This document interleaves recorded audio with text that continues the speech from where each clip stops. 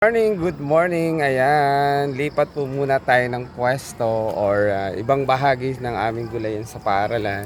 So nandito po ako ngayon sa aming gulayan sa paaralan sa labas ng aming greenhouse. At ayan po yung mga inilipat ko dating mga pipino at ampalaya. Ayan, so i-flex lang po natin. Ayan, buhay na buhay po dahil ayan, umuulan po tamang-tama. Ayan.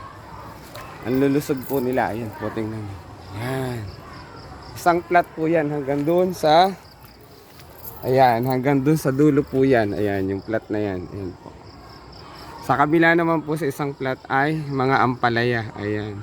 Good morning, good morning. Magandang umaga. Ayan. So, eto po yan. Ayan. Ayan po ay mga cucumber or pipino. Ayan. Dito po sa lugar na to, dahil gumawa po kami ng trellis or pagapangan or pala-pala kung tawagin. Dito po sama-sama ang mga gumagapang na mga gulay o mga halaman.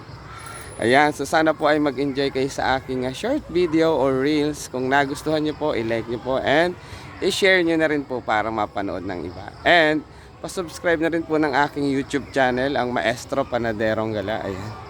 Doon po marami kayong mapapanood o mga tutorial sa pagtatanim. Lalo tigit sa mga pagtatanim o paggamit ng mga organikong bagay sa mga pagtatanim ng gulay at mga prutas. Ayan. Yan po. Isang plat po yan po. Panay tawag po dito pipino or cucumber. Ayan po. Tingnan nyo po. Talagang inaakay natin sa tamang landas.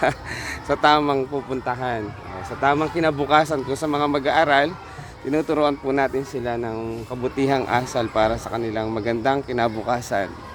Ayan, sa pag-aaral. Ganun din po ang halaman. Ayan, tingnan nyo po. So ito po ay mayroong tamang daan or tamang daanan papunta dun sa taas. Ayan, sa rurok ng kanilang sa mga bata, kung sa rurok ng kanilang buhay. Ayan po. Hanggang sa makarating niya po yung taas, yung kanilang trellis. Ayan. Ayan naman po ay ampalaya. Ito sa aking parting kanan. Ngayon naman po ay itutuloy ko po yung pagtatanim. Ito po yung mga sigarilyas. O ayan, sigarilyas na meron po akong 3 puno na tumubo. Pagtapos, ang sigarilyas po kasi ay pwede nating tawag dito, pwedeng direct planting siya or direct seeding method. Ito pong ginawa ko sa 3 puno ay aking pinatubo muna sa seed box. Ayan. Kaya po makikita nyo tubo na siya. Pero itutuloy ko po. Ang mga buto po ng sigarilyas ay medyo matigas ang hard coating po ng kanyang buto. Kaya ito po ay overnight ko na ibinabad. Ayan.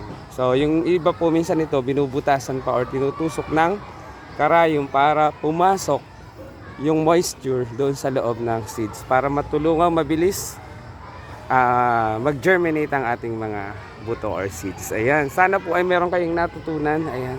Sa mga matitigas po ang balat ng buto, ganito po ang ginagawa natin. Bago itanim sa lupang taniman o direkta or ilalagay po natin sa seed box, ay ibababad po muna natin overnight ang mga buto. Ayan po yung aming lesson sa grade 6 dahil kami po ay agriculture. Ayan, so itanim na po natin para tuloy-tuloy hanggat maaga pa, hanggat hindi pa po matindi ang sikat ng araw. Ayan. Ayan, yung unang plat po doon, pipino. Pangalawa, ampalaya. Pangatlo po ay sigarilyas. Ayan. Susunod po doon ay tinaniman ko na rin po ng patola. Ayan, yung native na patola. Yung para siyang ampalaya na patola. Susunod po doon, maaring upo, kalabasa, sitaw. Ayan, lahat po ng mga gumagapang. So itanim na po natin. Ito po ay pwedeng direct planting o direct seeding method ang paraan ng pagtatanim. Ihulog na po natin. Ang mga buto po na ganito for your information, pag maghuhukay po tayo sa lupa, kung gaano po kalaki yung buto, doble lang po yung lalim sa lupa. Halimbawa, yung size nito po, doble lang ng size nito yung lalim na huhukay natin sa lupa. Ayan. Para po siya ay mabilis na tumubo. Pag sobrang lalim po, baka hindi na po siya tumubo. Ayan. Salamat po. Sana po ay may natutunan. Salamat po sa panonood. Ayan. So maglagay po ako ng 2 seeds sa isang hukay.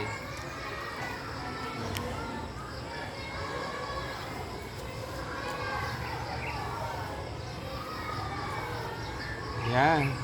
So sana po ay mag-enjoy kayo sa panonood at panoorin nyo hanggang sa dulo at ang mahalaga po ay meron kayong natututunan. Thank you for watching. Ayan. Tuloy ko lang po ito.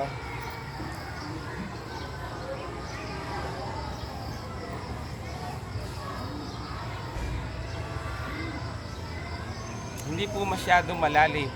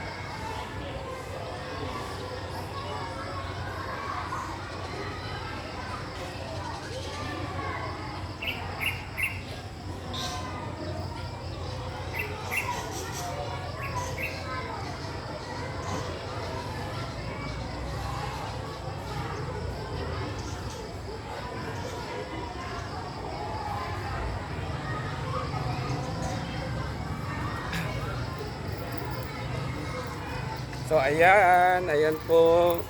Umagang kay ganda po muli. Ayan po, nailipat ko na po yung, o naitanim ko na po yung mga buto ng sigarilyas.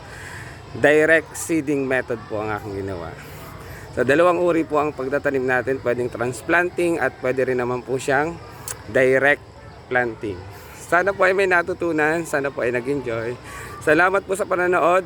Muli, ito po ang inyong lingkod, ang Maestro Panaderong Galan, na nagsasabing magandang buhay, magandang umaga. Simulan po natin ang ating buong araw ng may positibong pananaw sa buhay. At huwag po natin kalimutang magpasalamat sa Panginoon. Thank you for watching at ito po muli ang inyong lingkod, ang Maestro Panaderong Galan, nagsasabing God bless us all. Thank you for watching. Share na yan. At mag-follow na rin po kayo.